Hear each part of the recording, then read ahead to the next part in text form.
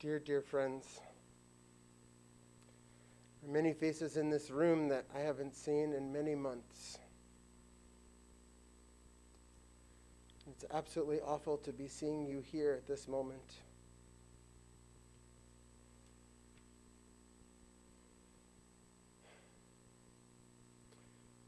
We'll do everything that we can to love one another, to support one another. Deborah, to love you and to support you, to be together as a community and as a family. As we accompany our beloved Marion to her final resting place today.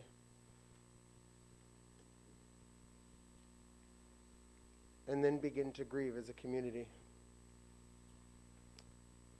It's my honor that Cantor Paller is here today and has offered to share his voice with us, a voice I know that Marion loved and heard many, many times over the years. And so I'll invite Cantor Paller to begin with the 23rd Psalm.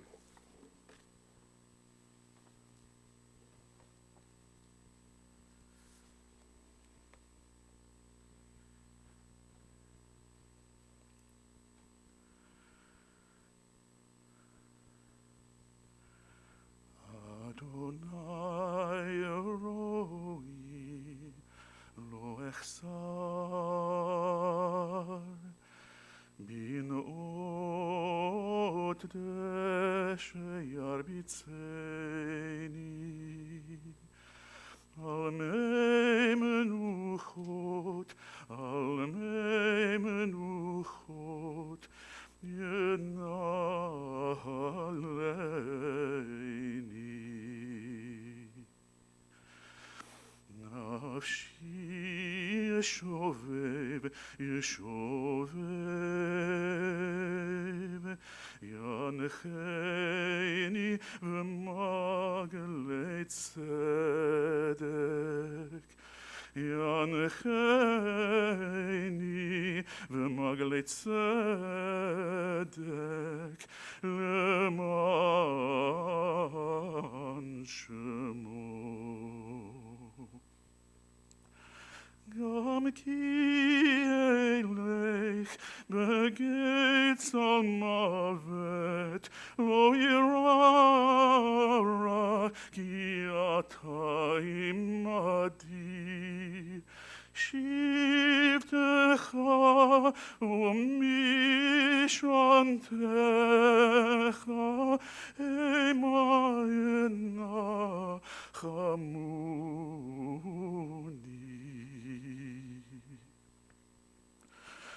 Taruch lefanai Shulchan neged zorerai Dishanta vashemen roshi kosi revaya Ach tov v'chesed yirdefuni Kol yemei chayai V'shavti beveit Adonai leorech yamim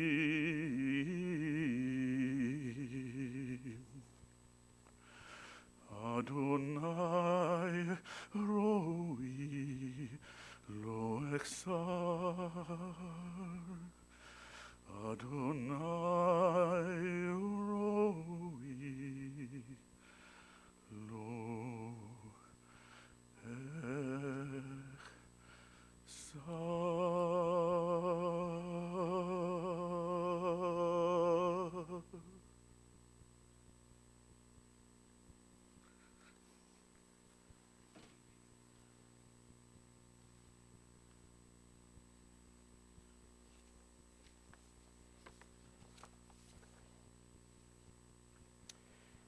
Psalm of David. The Lord is my shepherd, I shall not want. He makes me to lie down in green pastures. leads me beside the still waters, restores my soul. The Holy One guides me in straight paths, for that is God's name's sake. Yea, though I walk through the valley of the shadow of death, I will fear no evil, for you are with me. Your rod and your staff, they comfort me. You prepare a table before me in the presence of my enemies. You've anointed my head with oil. My cup runs over. Surely goodness and mercy shall follow me all the days of my life, and I shall dwell in the house of the Lord forever.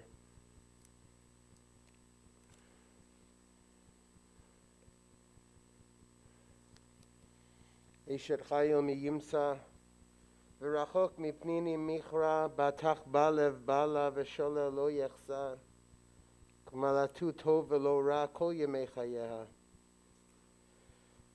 What a precious find is an Eshet Chayil, a woman of valor. Her worth is far beyond rubies. Her husband put his confidence in her and lacks no good thing. She is good and never bad all the days of her life. She opens her hands to the needy and extends her hand to the poor. She is clothed with strength and splendor. She looks to the future cheerfully. She opens her mouth with wisdom. Her tongue is guided by kindness. She oversees the activities of her household and never eats the bread of idleness. Her children come forward and bless her. She has praised, as we say, many women have done superbly, but you've surpassed them all. Charm is deceitful and beauty vain, but a God-revering woman is much to be praised. Extol her for the fruit of her hand. Wherever people gather, her deeds speak her praise.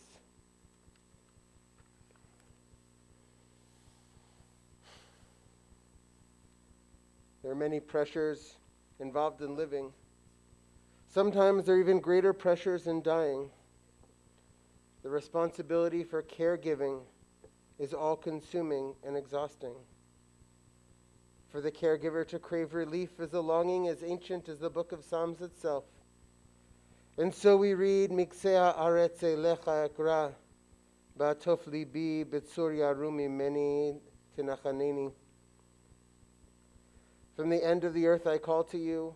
When my heart is faint, you lead me to a rock that is high above me. And I said, oh, that I had wings of a dove, I would fly away and find rest. Lo, I would flee far off. I would lodge in the wilderness.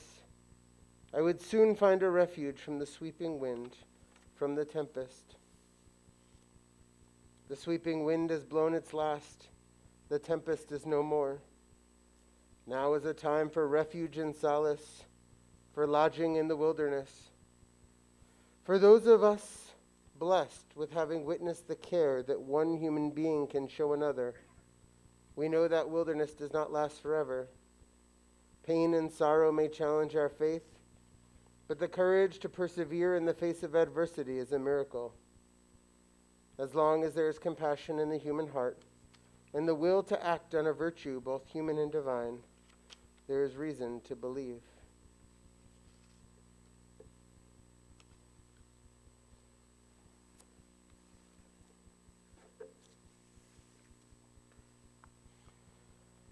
This week, Jews around the world will read Parshat Lech Lecha, the story of the journeys of our ancestor Abraham.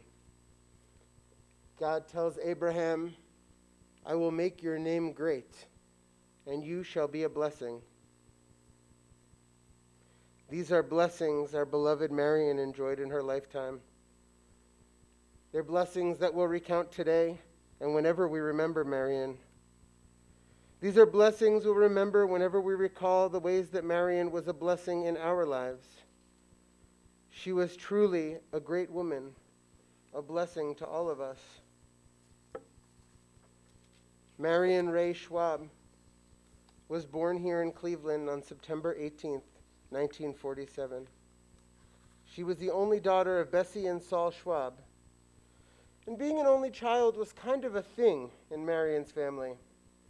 Her husband Henry was an only child, as well as her daughter Deborah. Marion went to Fairfax Elementary School and then to Heights High. She had a good circle of friends, but she happened to meet her best friend, Jerry, only at age 2. Not many of us can boast about friendships over 7 decades old. Marion went on to Tri-C and eventually became a dental hygienist, a career she built over the span of 37 years. And then in 1974, Marion met Henry at a party hosted by relatives. Things moved quite quickly. The pair met in April, became engaged in August, and were married in December. After 4 months of dating, Marion and Henry found themselves, let's say, talking in a car parked at the Shaker Lakes. The conversation wasn't too involved. Hey, want to get married? Okay, sure. And that is how Marion Schwab became Marion Gruen. A year and a half later, Deborah was born. She was born, in her own words, into a home teeming with love, humor, and caring. Henry told the jokes, and Marion made sure that Deborah behaved herself in public. She wasn't going to let her be one of those kids in the restaurant. She made sure that she did her homework. When the time came, that she studied appropriately to celebrate her bat mitzvah. Marion cooked every meal, but especially loved to bake. She had many favorite recipes, but she was famous for her apple pie. And while the family first lived in Beechwood, they soon moved to Cantwell Drive in Mayfield Heights. This was home until Deborah's senior year of high school, when the family moved to Orange Village. Wherever home was, Marion always hosted meals for the Jewish holidays. While her parents were alive, they were always honored guests. Deborah was, and continued to the very end, to be Marion's helper. Together they served meals and cleaned up together. Passover Seders were memorable.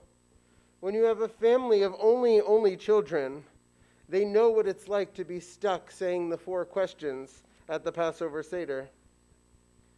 And every Seder ended with Henry's uniquely fast rendition of Chad Gadya. It's no secret to anyone here that the Jewish community was one of Henry and Marion's shared passions. Henry served as president of our congregation, Shari Tikva, and Marion was always involved with the leadership of sisterhood. Deborah recalled, this is what it's like to grow up in a house of shul presidents and Jewish leaders, that there was often a table set up in the living room upon which the family would stuff envelopes for upcoming synagogue mailings. Just what every kid wants to do.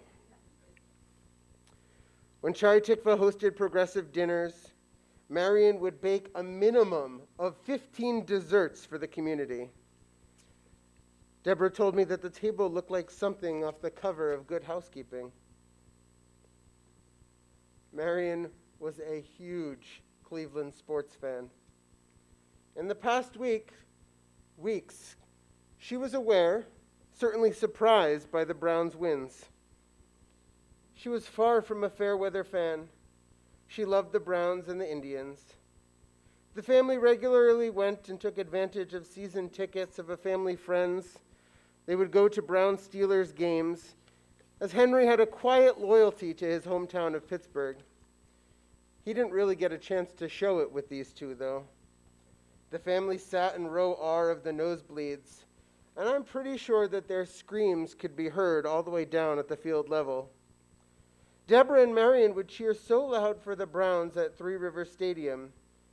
In fact, they cheered so loud that the Steelers fans around them would have to plug their ears.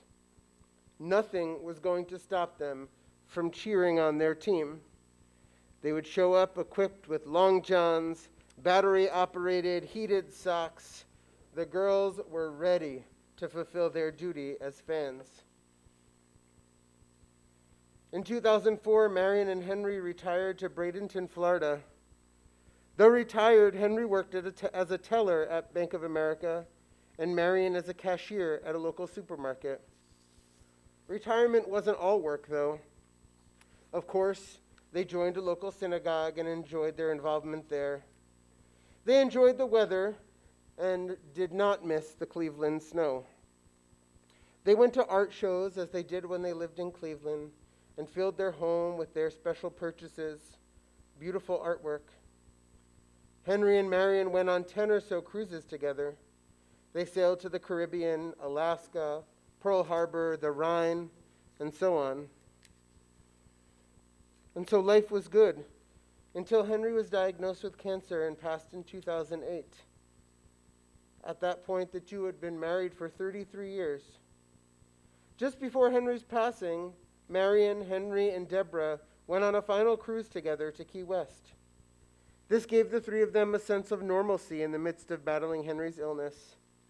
Memories of this trip fueled Marion and Deborah for some time.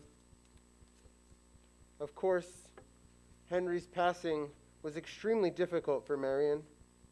She stayed in Florida for an additional 2 years, but then returned to Cleveland to be surrounded by and supported by her friends and community. After Henry's passing, Marion remained fiercely independent. She traveled by herself, including to Costa Rica and on a bus tour down the California coast. But she and Deborah would travel together as well. They had a particularly fun trip to Seattle, and of course Deborah would come often to visit here in Cleveland. Marion would go out of her way to make Deborah's trips to Cleveland fun for the two of them. She would read the newspaper the week before and start to make a list of fun activities they could do together. And she would always have an itinerary planned out in advance, which included printing out the directions to all of the places that they were going to go. She was never quite interested in learning to use her iPhone as a GPS. And of course, a trip to Cleveland for Deborah was never complete without the two of them going to Chagrin Falls. This was a favorite when Henry was alive. Even as Marion became unable to descend to the falls, she would sit at the bench while Deborah went down to enjoy them and to take pictures.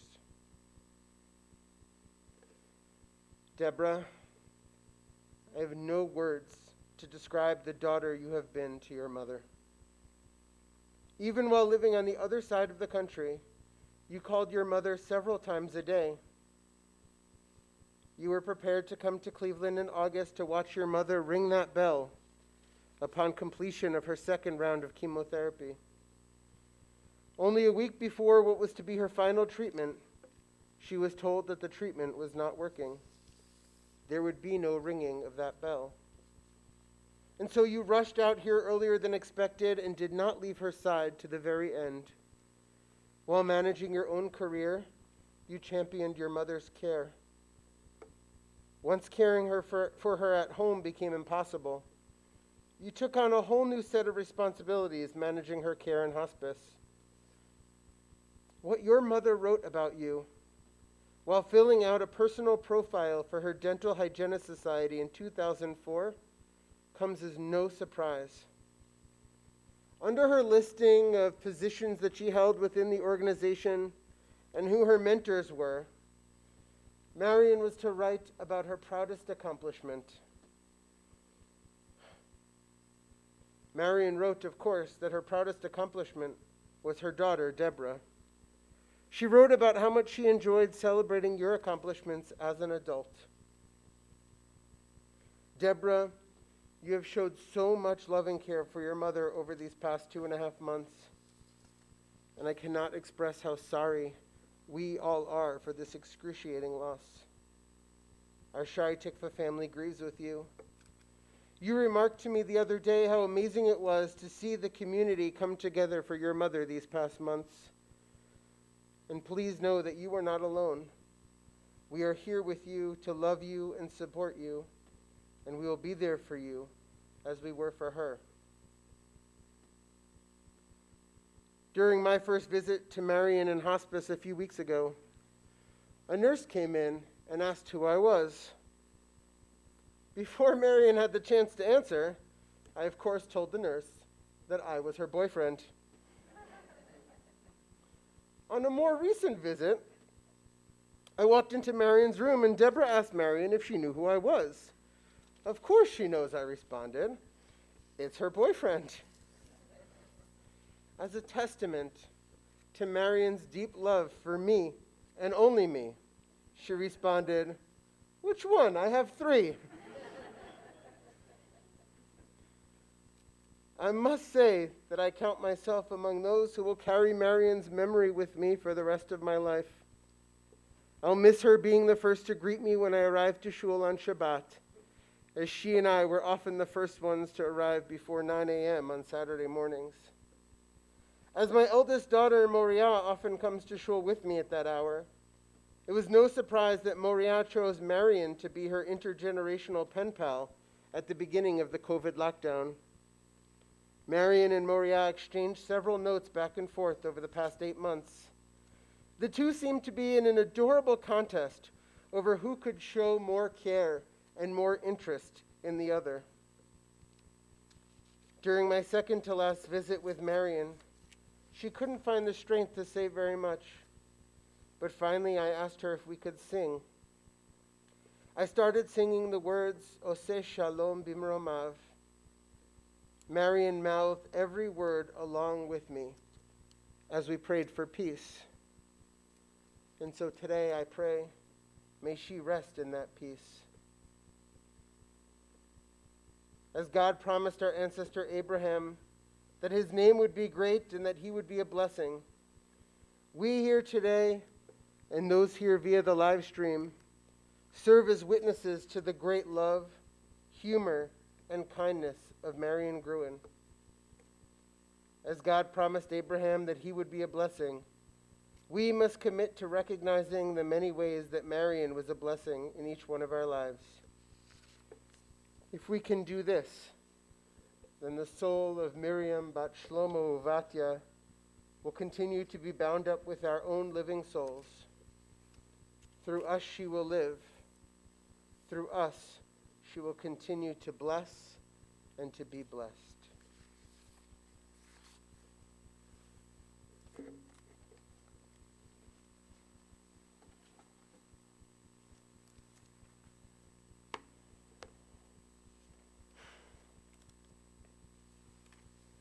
Invite us to rise now.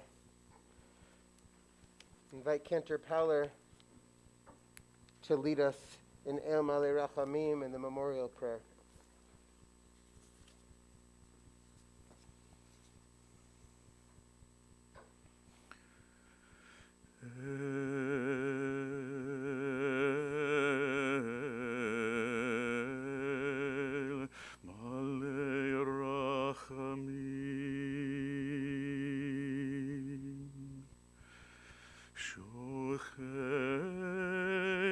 שוכן במרומים,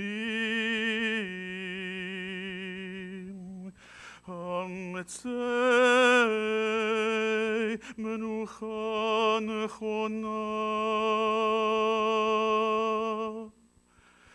תחת כנפי השכינה,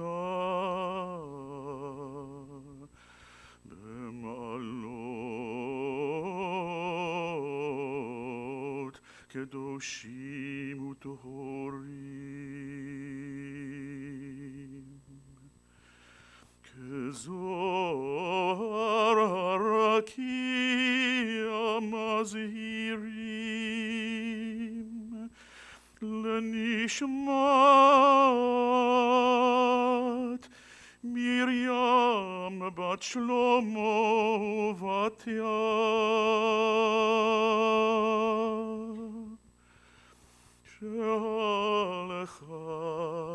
שהלכה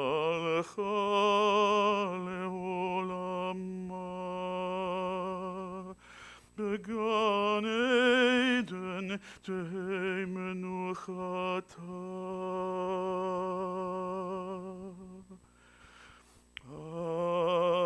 אנא בעל הרחמים, הסתיריה בסתר כנפיך לעולמים, וצרור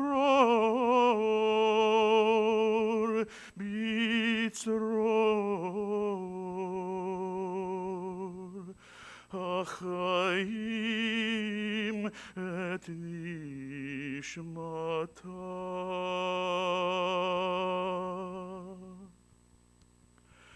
אדוני הוא נחלתה,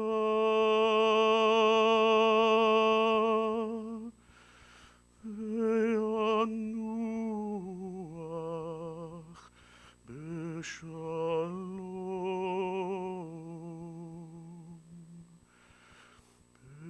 בשלום.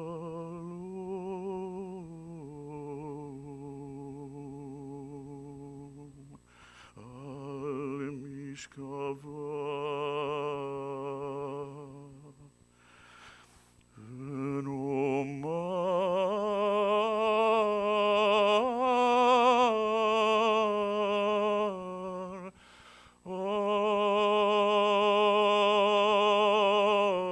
אמן.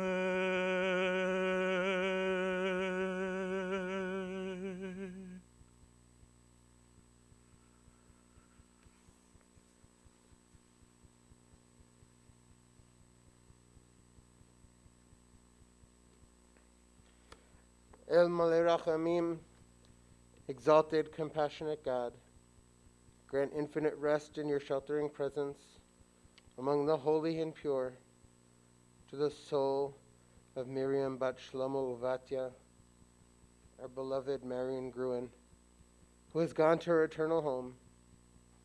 Merciful One, we ask that our loved one find perfect peace in your eternal embrace.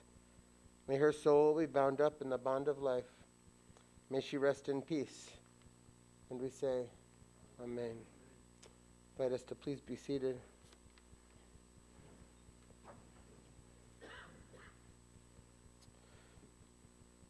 We'll join together after this service at Zion Memorial as we accompany Marion to her final resting place. Shiva will take place at Congregation Shari Tikva by pre-registration, so we can minimize the numbers indoors to visit with Deborah. Shiva will be tonight between the hours of 5 and 7 with Minyan at 5 p.m. and Monday and Tuesday from 6 to 8 p.m. with Minyan at 7 o'clock. If anyone needs help registering, pre-registering for Shiva, I invite you to give the office a call. Similarly, when you enter the building, we ask that you remain masked and socially distant, and there will be some guidelines posted to that effect.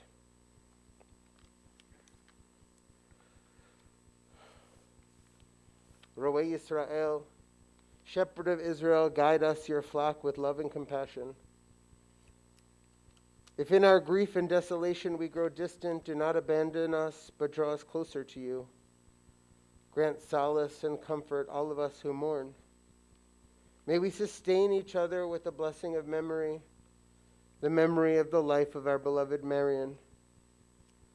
In the valley of the shadow of death, beside the still waters and in the green pastures, you, God, are our shepherd. So we beg you now to be our strength, our shield, our guide, and our comfort throughout all of our days. And we say, Amen. Invite us to rise once again and our pallbearers to come forward.